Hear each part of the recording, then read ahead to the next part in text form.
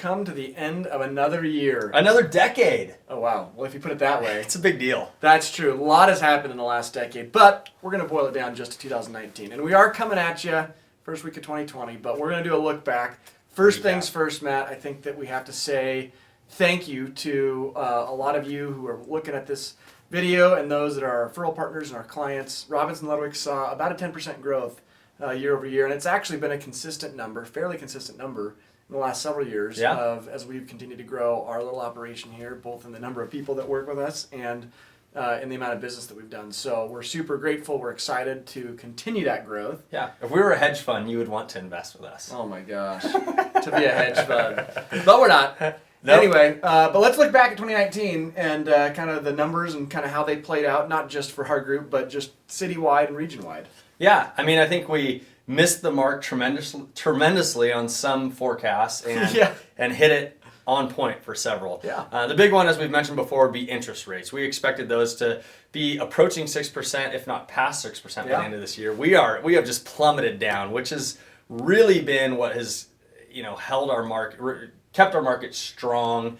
Although at the same time, I feel like it's wanted to stabilize, if not dip, and those low interest rates have helped just keep it a very healthy economy. 2019 was an indicator of that. We've come down to that roughly 7% appreciation. Yeah.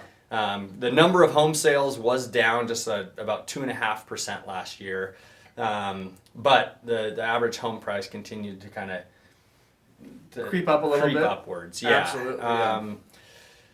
Absolutely. But then I think another big one though, and we're looking at Bend specifically right now, is building permits. And we saw total number of building permits was substantially off in 2019 from 2018. And Matt, I think that you, as we were talking just before this video, have kind of a good theory about maybe why that is and what we're going to see kind of in the future here. Yeah, I mean, I think during this whole recovery out of the Great Recession, we've seen builders trying to keep up with demand, but they haven't really been able to. I mean, there's building going around everywhere in Central Oregon, and that includes commercial, hotels, industrial, but residential as well. Obviously. Just haven't been able to keep up with demand, which is why it's remained that kind of healthy balance between a buyer's and seller's market. In large part due to the fact that labor and materials for construction, not to mention the SDC, system development charges that the city charges, are incredibly high, sometimes prohibitively so. And so we've talked to people from Seattle markets, Orange County, East Coast, Phoenix,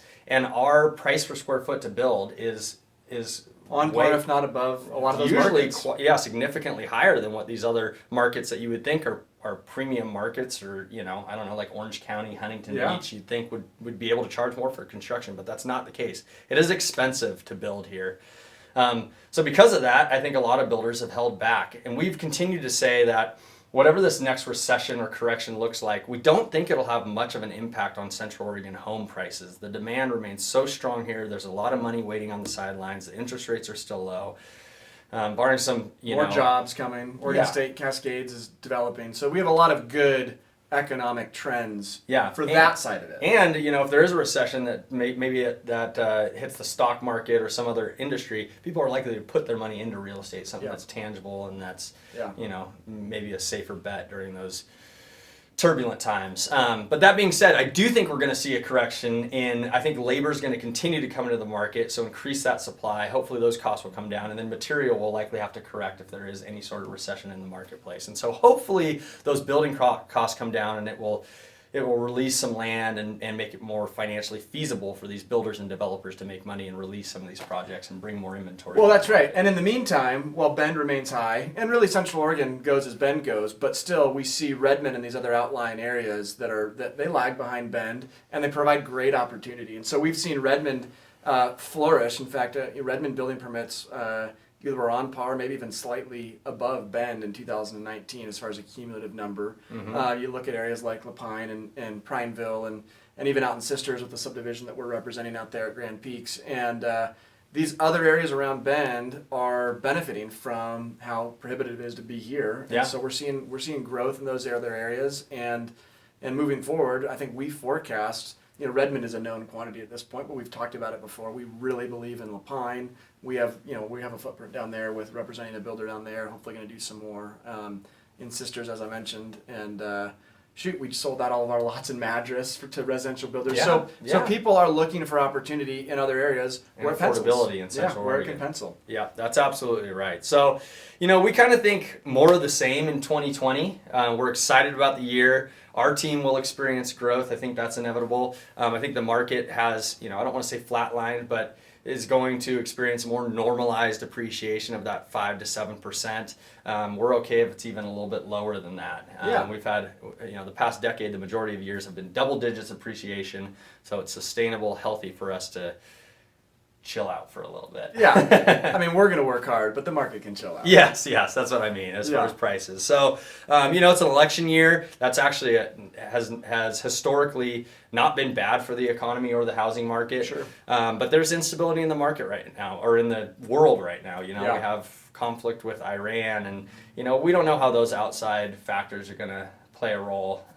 So it'll be interesting to see what happens. I personally think we're in for a great decade. I have a feeling that the early 2030s, that's a outlook. You're going to give a prediction for the early 2030s. Yep. Hey, breaking news here, is when we might see a serious correction. So keep your powder dry. For Matt said it, you guys. We got 10 incredible years coming up. I think that's true.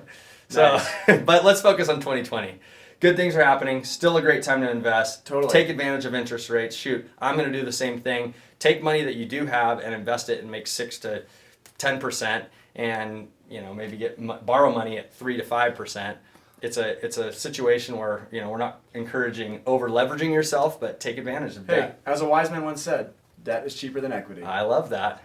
Should we give a shout out to? Well, I don't know if he's the actual originator of that comment. Maybe several wise men have said that. Anyway, we're always a resource. As we've mentioned, we dangerously dabble into commercial. Not really. Where we're not experts, we'll make it known. But we do some commercial, and we do investments personally. So whether it's commercial, industrial, bare land, multifamily, investments, or single family homes, which is our bread and butter, we're here to help. Reach out to us. It's going to be an interesting year, and real estate becomes more and more complicated. The transactions do, the paperwork. We got an email yesterday about more pages added and addendums and clauses added. So we're here to guide you through the process. It's complicated, but we'll make it easy and make sure that your butts are protected. There we go. So that's the year in review, and we're excited for the upcoming year. Thanks so much for supporting us, you guys. Continue to talk about us to your family and friends, anybody that's looking for Central Oregon real estate help, and we'll come back at you first quarter of 2020. That's right. See ya. Bye.